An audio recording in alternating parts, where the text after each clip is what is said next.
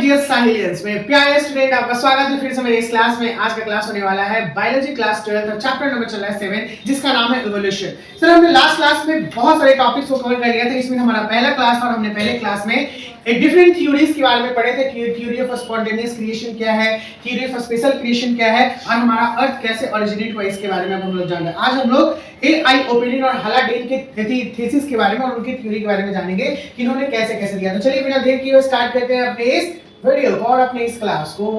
तो हमारे इस क्लास में हम लोग आज पढ़ना है एआई ओपेरिन और जेबीएस हलाडेन। आइए ना देखते हैं एआई ओपेरिन और जेबीएस हलाडेन क्या कह रहे हैं। कहते हैं एआई ओपेरिन और जेबीएस हलाडेन कहते हैं कि एआई ओपेरिन और जेबीएस हलाडेन बिलीव, ऐसा इनका विश्वास था कि मीथेन, अमोनिया, वाटर वेपर, ये जो है ठीक है ना, CH4 NH4 CH3NH4 water vapour H2O, ऐसा माना था कि ये contain the kinds of atom needed to form various substances such as alcohol और amino acids।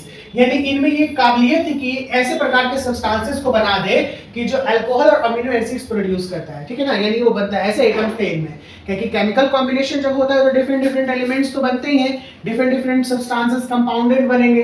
Accumulation of such organic compound with in the ocean, यानी इन सब ऑर्गेनिक कंपाउंड्स का ocean के अंदर में जमा होना, ठीक है ना, कहां पे जमा होना, ओशियंस के अंदर में,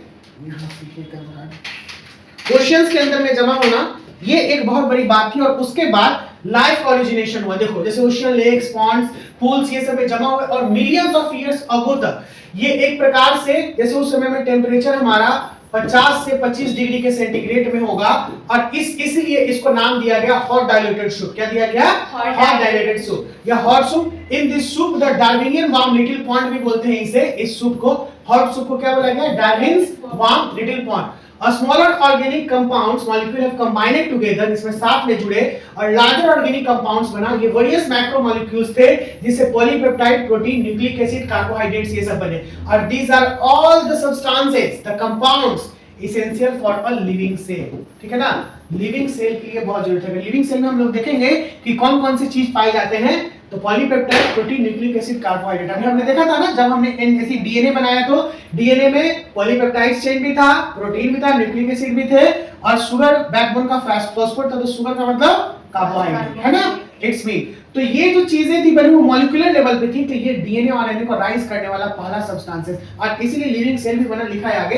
दीस compounds then interacted to produce first living cell. जब ये साथ में जुड़े तो पहला लिविंग सेल बना। इसलिए इस तरीके से हम लोग कह सकते हैं कि जो फर्स्ट लिविंग सेल बना है वो सिंपल इनऑर्गेनिक और ऑर्गेनिक नॉन लिविंग एलिमेंट से बना है, जिस प्रोसेस को हम लोग कहते हैं एबायोजेनेसिस। ये एबायोजेनेसिस प्रोसेस को एआई ओपेरिन और जेबीएस हलाडेन ने इस प्रकार से प्रमाणित किया है। कोई दिक्कत क्या? इसमें कहते हैं the energy for such chemical reaction, chemical reaction के लिए एनर्जी कहां से आया? तो must have come from the heat of atmosphere, या तो ये एटमॉस्फेयर के हीट से आया होगा और या फिर electrical energy that is lightning, जो लाइटनिंग हो रहा था यानी बिजली का गरजना, उससे ये एनर्जी को ले रहा होगा। कोई दिक्कत?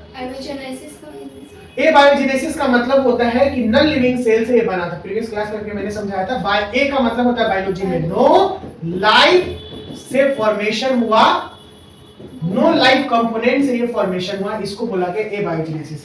यानी इसमें कोई लिविंग कंपोनेंट नहीं थे, केमिकल कंपोनेंट थे जिससे कि ये लाइफ फॉर्म हुआ। The most important compound that initially form, सबसे पहले कंपाउंड बना होगा सबसे शुरुआत में, वो था न्यूक्लियोप्रोटीन, जो कि न्यूक्लिक एसिड एंड प्रोटीन का बना था। Since it is the chemical characteristic of genes, क्योंकि यही जीन का केमिकल कैरेक्टरिस्टिक है। They might have aggregated in various combinations and must have formed the colloidal masses। ये बिल्कुल बहुत सारे कॉम्बिनेशंस में होंगे, कोलाइडल मासेस के रूप में मौजूद थे। The base of oceans, कहां पे? ओशियंस के बेस पे, यानी सबसे नीचे आधार पे ये थे। They formed the small globules, सबसे पहले स्मॉल ग्लोब्यूल्स बना। जो सबसे पहला जीव आया था वो था कोइजरबेट्स। क्या था? कोइजरबेट्स। They are the covered by a fatty acid from their surface membrane। वो फैटी एसिड से कवर्ड थे जिनका सरफेस मेम्ब्रेन कहते हैं। This membrane also become selective permeable, ये आगे जाके सेलेक्टिव परमिएबल बना। जो चीज इसके लिए जरूरी था उसी को अंदर लेता था और जो चीज इसके लिए नहीं जरूरी था उसको बाहर भेजता था, उसको सेलेक्टिव परमिएबल मेम्ब्रेन कहते हैं। ठीक है, फॉर अ स्पेसिफिक ऑर्गेनाइजेशन। और धीरे धीरे इसके अंदर में फिर से ऑर्गेनाइजेशन होना शुरू हुआ। क्योंकि जो चीज वो मेंटेन करने के लिए जो जरूरी है उसको लिया, जो नहीं जरूरी है उसको नहीं लिया, उसको अंदर से निकाल दिया। Experimental evidences have also shown such type of cells form. Experimental में सोर्स इस प्रकार से जो हम लोग देखते हैं चीजों को, इसमें हमने ये नोटिस किया कि ये पहले जो सेल था वो आया था कोइजरवेट्स, इसको बोला गया प्री सेल। क्या कहा गया? Pre cell. And then they gradually transform into a living cell, और फिर जाके ये आगे जाके धीरे-धीरे प्री सेल से किसमें चेंज हो गए? लिविंग सेल में बदल गए। किसमें बदल गए? लिविंग सेल में। कोई दिक्कत क्या? नहीं। आगे आते हैं अगले सीन पे। देखिए ये है कोइजरवेट्स। इसी को देखिए small globules like a structure. Globules का मतलब होता है गोल गोल, ऐसा दिख रहा है ना, ऐसे ऐसे बने थे। ये लगभग 57 न्यू का था। ये I think microscope, electron microscope से लिया हुआ फिगर है। Coacervate droplets formed by interaction of the gelatin, a protein, gelatin एक प्रोटीन होता है, and the gum Arabic. A I Oparin ने ये प्रमाणित किया है यहाँ पे, इस प्रकार से बना है। The coacervates polymer rich colloidal droplets have been studied in the Moscow laboratory। एआईओपेरिन के द्वारा किया गया था। ये वाला मैंने फिगर डाला है। ओपेरिन ने पाया कि ड्रॉपलेट्स बहुत लंबे समय तक सरवाइव किए थे और आगे जाके पॉलीमराइजेशन रिएक्शन में पार्टिसिपेट किए थे, जिसकी वजह से लिविंग सेल भी बना था। ठीक है, ये था। इसमें आगे आते हैं, पीछे में भी नीचे में था क्या?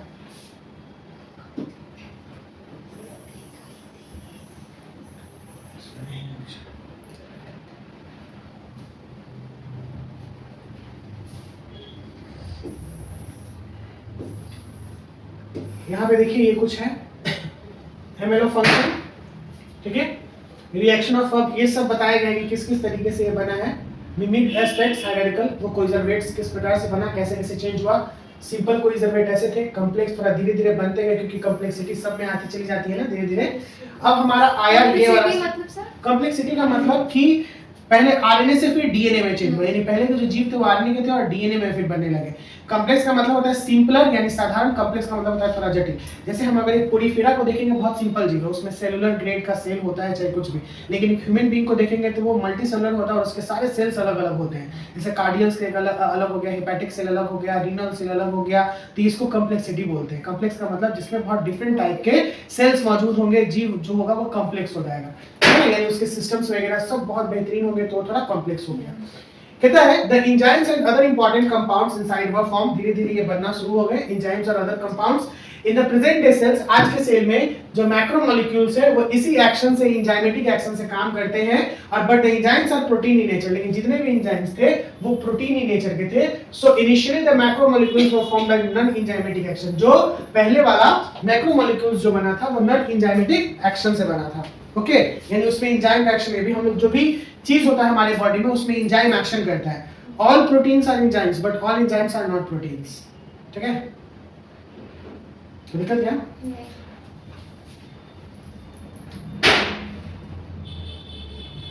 All proteins are enzymes but all enzymes are not proteins. ये एक टैग लाइन है, इसे याद कर लीजिएगा बढ़िया से। All enzymes are protein but all proteins are not protein.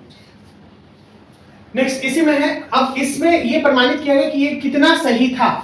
तो एक एक्सपेरिमेंट हुआ, यूरे और मिलर एक्सपेरिमेंट, यानी ये दोनों साइंटिस्ट जो थे बायोलॉजिस्ट, इन्होंने एक एक्सपेरिमेंट किया। स्टैनली मिलर और हैरोल्ड से यूरे 1953 में इन्होंने टेस्ट किया ओपेरिन हालाडेन की थ्योरी को। उन्होंने एक apparatus बनाया, यानी एक यंत्र बनाया जो सर्कुलेट किया मीथेन, अमोनिया, वाटर वेपर और हाइड्रोजन गैस को, जो उस समय में एआईओपेरिन और हालाडेन कह रहे थे कि एटमॉस्फेयर था। फिर इस गैसेस को एक फ्लास्क फिटेड इलेक्ट्रोड में डाला गया, एक दूसरा फ्लास्क था जहां पे वाटर को रिलीज कर दिया गया, गर्म वाटर, ठीक है ना। यही वाला एक्सपेरिमेंट है, ये इवोल्यूशन ऑफ ह्यूमन है, आदिवासी नहीं, ध्यान देना यहाँ पे। और जो द इलेक्ट्रिकल चार्जेस था वो प्रोवाइड किया गया इस एनर्जी को सिमिलर टू द लाइटनिंग। देखो ये apparatus है जो आप देख रहे हो यहाँ पे, दिस इज द apparatus, ध्यान देना, यही apparatus था। थोड़ा और छोटा कर देता हूँ तो शायद और अच्छा से दिखेगा, दिख रहा है ना, दिस इज द apparatus। तो ये apparatus पहले वो वाला बता देता हूँ फिर ये वाला दिखा दूंगा। चलो पहले apparatus पे ही ध्यान दो। ये फ्लास्क है, ठीक है ना, ये एक apparatus तैयार किया गया जिसमें एक ये टू वैक्यूम पंप दिया गया, ये इलेक्ट्रोड दिया गया। इलेक्ट्रोड किसके लिए? डेफिनेटली इलेक्ट्रिक एनर्जी को प्रोवाइड करने के लिए, क्योंकि इलेक्ट्रोड कैथोड एनोड उसमें रहता है तभी तो पास करेगा। देखिए स्पार्क डिस्चार्जेस किया गया, यहाँ पे गैसेस थे मीथेन, अमोनिया, वाटर वेपर और हाइड्रोजन। फिर वाटर आउटलेट था, कंडेंसर था, वाटर इनलेट था, इनलेट, वाटर ड्रॉपलेट था, वाटर कंटेनिंग ऑर्गेनिक कंपाउंड, ये छोड़ा गया, लिक्विड वाटर इन ट्रैप, और ये बॉइलिंग वाटर था। वैसा कंडीशन जो प्रिमिटिव अर्थ का था वो तैयार कर दिया गया। अब यहाँ पे after that they collected and analysed, वो सारी चीजों को जब वो कलेक्ट किया और एनालाइज किया इस apparatus में, ही was able to get number. यहाँ पर क्या बोला कि उस समय में जब ये एक्युमुलेट किए तो उनको बहुत सारे अमीनो एसिड्स मिले जो कि अभी के प्रेजेंट के समय में प्रोटीन में मिलता है, जैसे glycine, alanine, aspartic acid, glutamic acid. ये मिलर ने यहाँ पर सेवरल सिंपल एसिड्स को देखे जो कि लिविंग ऑर्गेनिज्म में अभी के समय में मिलता है, formic acid, acetic acid, propanoic acid, lactic acid, succinic acid. these are all the proteinous substances, the proteinous amino acids are found in that living organism जो यहाँ पे पाया गया इसके फाइनली रिजल्ट में। तो इन्होंने फाइनल रिजल्ट में ये देखा कि hence they proved the Oparin and Haldane theory and now it's clear that, इसीलिए इन्होंने इस एथी के माध्यम से, इस apparatus के माध्यम से Haldane and Oparin की थ्योरी को प्रूव कर दिया और ये बताया कि clear that reducing atmosphere was essential for such abiotic synthesis। उस समय में जो reducing atmosphere था बायोसिंथेसिस के लिए बहुत जरूरी था और इसीलिए जो लाइफ आया है वो एबायोजेनेसिस से आया है। ठीक है, ये जो है कंप्लीट आपका apparatus तैयार करके बताया गया। पहचानी नहीं ना? ये वाला आपको बनाना है और नीचे से ये काम करना है। हम लोग का आज सेशन यहीं पे रहने देगा, हम लोग रखेंगे क्योंकि ऑर्गेनिक इवोल्यूशन एक अलग थीम है जिसे हम लोग अगली क्लास में पढ़ेंगे। ठीक है ना? तो दिक्कत क्या नहीं, बिल्कुल आप लोग देखिए, पढ़िए। चलिए स्टूडेंट, मिलते हैं अगली क्लास में। Bye bye, take care, see you soon.